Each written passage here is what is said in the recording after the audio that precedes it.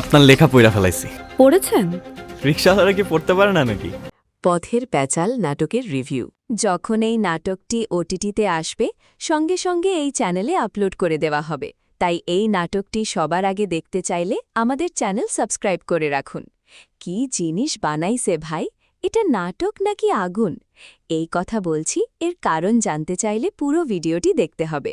এই ভিডিওর শেষের টুইস্টটা শুনলে তুমি নিজেই কোমায় চলে যাবে, তাই ভিডিওটি না টেনে পুরো ভিডিওটি দেখুন। সেলিম অভিনয় ইয়াশ রোহান, বন্নে হাসান সহ আরও অনেকে। রিভিউ। পথের প্যাচাল একটি স্বল্পদৈর্ঘ্য কিন্তু গভীর অর্থবহ গল্প নির্ভর নাটক, যেখানে মানব জীবনের অনিশ্চয়তা, সম্পর্কের সূক্ষ্ম টানাপোড়েন এবং জীবনের পথে হঠাৎ ঘটে যাওয়া ঘটনাগুলোর প্রভাব অত্যন্ত সংবেদনশীলভাবে তুলে ধরা হয়েছে। গিয়াসউদ্দিন সেলিম তার স্বকীয় নির্মাণশৈলীর মাধ্যমে এই নাটকটিকে শুধুমাত্র একটি গল্পে সীমাবদ্ধ রাখেননি, বরং দর্শকের চিন্তাজগতে দীর্ঘস্থায়ী প্রভাব ফেলতে সক্ষম হয়েছেন। কাহিনী সংক্ষেপ। নাটকের কাহিনী মূলত দুই ভিন্ন চরিত্রকে কেন্দ্র করে আবর্তিত হয়, যারা জীবনের এক অপ্রত্যাশিত মুহূর্তে একে অপরের সাথে পরিচিত হয়। তাদের এই সাক্ষাৎ কোনো পরিকল্পিত ঘটনা নয়, বরং এটি ভাগ্যের এক অদ্ভুত খেলা। গল্পের শুরুতে আমরা দেখি তারা দুজনে নিজেদের ব্যক্তিগত সমস্যায় জর্জরিত। একজন জীবনের লক্ষ্যহীনতা ও হতাশায় ভুগছে, অন্যজন নিজের অতীতের ভার নিয়ে এগিয়ে চলার চেষ্টা করছে। পথে চলতে চলতে তাদের মধ্যে যে কথোপকথন তৈরি হয় সেটিই নাটকের মূল শক্তি। এই সংলাপগুলো কখনো সরল, কখনো গভীর দার্শনিক, আবার কখনো আবেগপূর্ণ। ধীরে ধীরে তারা নিজেদের জীবনের গল্প একে অপরের কাছে খুলে ধরে এবং এই প্রক্রিয়ায় দর্শকও তাদের অনুভূতির সাথে সংযুক্ত হয়ে যায়। নাটকের শেষাংশে কোনো প্রচলিত নাটকীয় সমাধান দেখা যায় না, বরং একটি খোলা সমাপ্তি রাখা হয়েছে, যা দর্শককে ভাবতে বাধ্য করে জীবন কি আসলেই কোনো নির্দিষ্ট গন্তব্যের দিকে এগোয়, নাকি পথের এই প্যাচালই আমাদের আসল শিক্ষা। অভিনয়।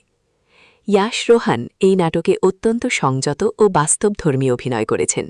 তার চরিত্রে এক ধরনের নীরব হতাশা ও অন্তর্দ্বন্দ্ব স্পষ্টভাবে ফুটে উঠেছে। সংলাপের চেয়ে তার চোখের ভাষা ও শারীরিক অভিব্যক্তিই বেশি কথা বলে, যা চরিত্রটিকে আরও জীবন্ত করে তুলেছে। অন্যদিকে বন্নে হাসান তার চরিত্রে প্রাণবন্ততা ও গভীরতার এক সুন্দর সমন্বয় ঘটিয়েছেন। তার সংলাপ বলার ভঙ্গি, আবেগ প্রকাশের ধরন ও স্বাভাবিক অভিনয় নাটকের আবহকে আরও সমৃদ্ধ করেছে। দুই অভিনেতার মধ্যকার রসায়ন খুবই স্বতঃস্ফূর্ত ও বিশ্বাসযোগ্য, যা পুরো গল্পটিকে শক্ত ভিত্তি দেয়। নির্মাণ ও পরিচালনা। গিয়াসউদ্দিন সেলিম বরাবরের মতোই এখানে বাস্তবতাকে খুব কাছ থেকে তুলে ধরেছেন। নাটকের লোকেশন, ক্যামেরার ব্যবহার ও ব্যাকগ্রাউন্ড মিউজিক সবকিছুই গল্পের সাথে সামঞ্জস্যপূর্ণ। অতিরিক্ত নাটকীয়তা বা অপ্রয়োজনীয় দৃশ্য এড়িয়ে গিয়ে তিনি একটি মিনিমালিস্টিক কিন্তু শক্তিশালী উপস্থাপনা তৈরি করেছেন। ক্যামেরার লং শট ও ন্যাচারাল লাইটের ব্যবহার বিশেষভাবে উল্লেখযোগ্য, যা দর্শককে যেন গল্পের ভেতরে নিয়ে যায়। সংলাপ নির্ভর এই নাটকে শব্দ ও নীরবতার ভারসাম্য খুব সুন্দরভাবে বজায় রাখা হয়েছে। থিম ও বার্তা।